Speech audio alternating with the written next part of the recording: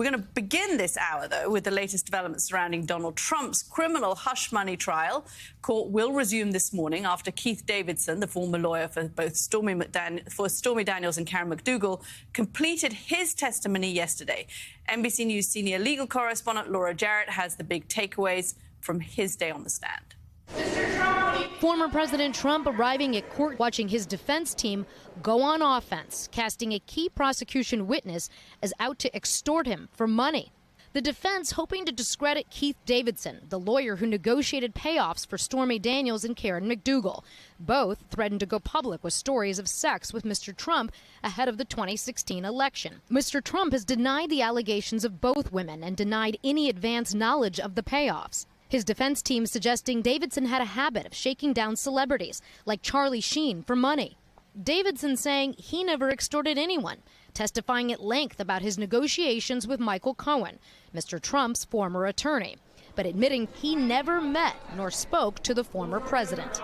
Instead, he dealt exclusively with Cohen, who he painted as desperate and despondent that then-President-elect Trump would not make him Attorney General or White House Chief of Staff, describing a phone call where Cohen lamented, "I can't believe I'm not going to Washington."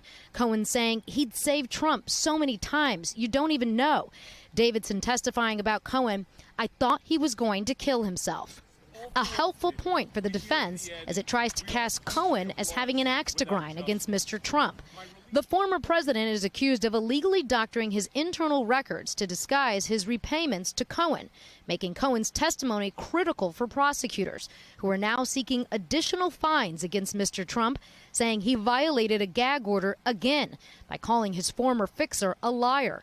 While the defense argues the former president should be allowed to defend himself against Cohen's frequent criticism. I'm unconstitutionally gagged. He gagged me, so I'm not even supposed to be, I would say, talking to you because he gagged me.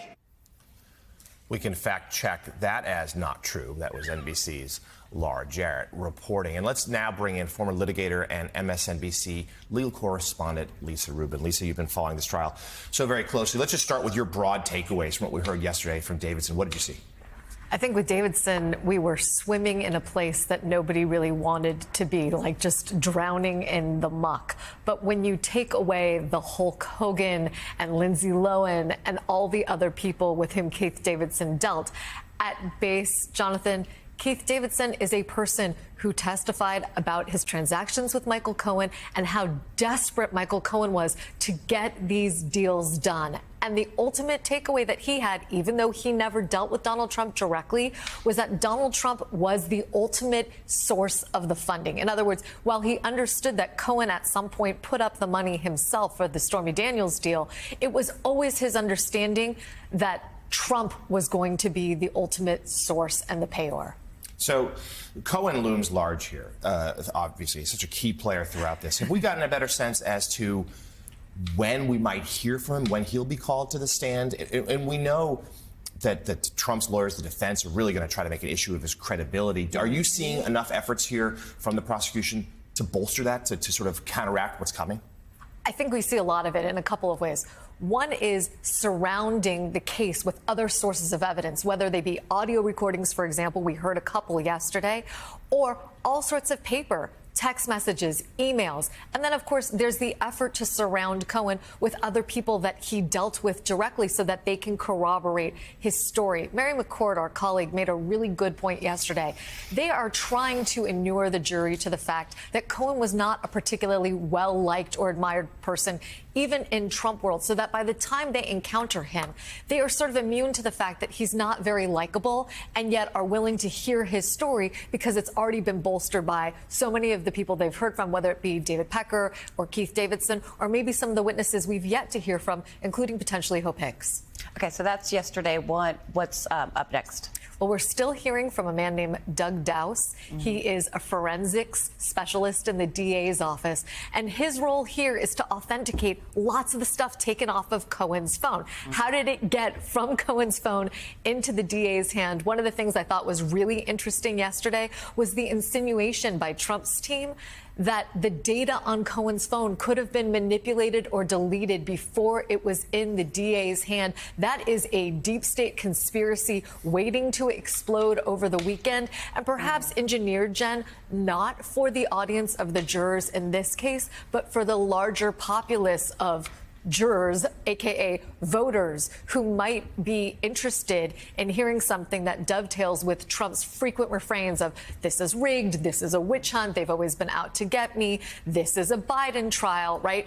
Hearing that the FBI, for example, could have insufficiently protected this data, or worse, even manipulated it themselves.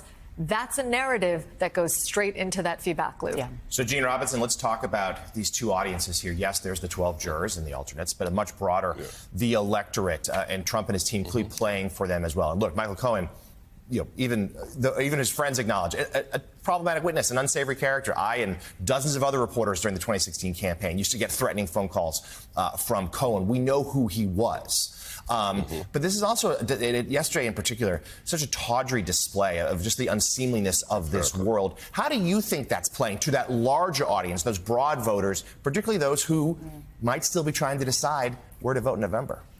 You know, it's a highly unattractive world, and as you said, seamy and kind of salacious and awful.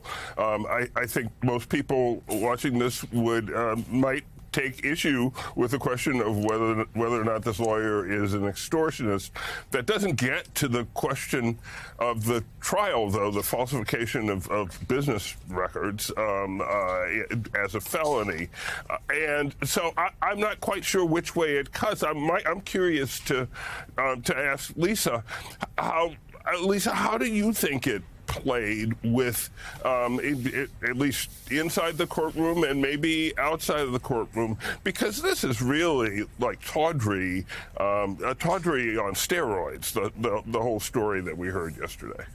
It's absolutely tawdry on steroids. And to your point about whether Davidson engaged in something akin to what he'll call extraction, if not extortion, to the extent that jurors believe that Trump lowered himself into this world, as opposed to the fact that he might have been floating well above it, that's really the question that the DA has to answer. They have to show these people not only that this seamy underbelly of American gossip existed, but that Trump was willing to dive into it with those folks. Yeah, Lisa, Sam Stein here. I guess I'm caught up on the same issue, which is if you can't establish that people like Keith Davidson were actually in direct communication with Trump. In fact, it was only established that he was talking to Michael Cohen. Isn't that a problem, right? I mean, don't you need to say, yes, Trump knew of this stuff and directed it? Otherwise, what are you hanging this on? Well, you're right. You have to show that Trump knew about this stuff and directed it, which is where Cohen comes in, but also where people perhaps connected to the campaign come in. Remember, David Pecker, for example, spoke extensively with Trump, albeit about Karen McDougal. What we might need to see now is how Trump interacted with other people in his orbit, even if it's after the fact, Sam, after the payments were made, in acknowledging that this stuff actually happened. And that's where I'm particularly eager to hear from Hope Hicks. Hope Hicks has previously testified to the House Judiciary Committee that during the campaign itself, she was not aware of hush money payments, and everything she knew about Stormy Daniels and Karen McDougal, she learned from the press. On the other hand, she refused to testify about any knowledge or involvement she had in these issues once she got to the White House. We're now at a point 5 years later where executive privilege has been litigated extensively. Hope Hicks probably cannot rely on executive privilege to get her out of talking about those things now. So what I want to know is, how did Hope Hicks go from the campaign to a point in time where David Pecker says he talked to her and Sarah Sanders about whether it was worth extending Karen McDougal's exclusivity arrangement with the Inquirer, for example? That means that Hope Hicks at some point had an understanding that David Pecker did pay Karen McDougal. What she knew about McDougal and Stormy Daniels during that period of time in Trump's employ, what she might have even discussed with Trump himself, I'm really eager to hear in the days to come. And Lisa, let's close with an update on the gag order. Trump saying yesterday that it's preventing him from testifying. Please fact check that. But also just what we heard in that hearing, and how do you think this plays out going forward? I think the strongest point for Trump's folks was pointing to recent tweets by Michael Cohen, because that gets them the closest to their defense of Trump is really just trying to defend himself.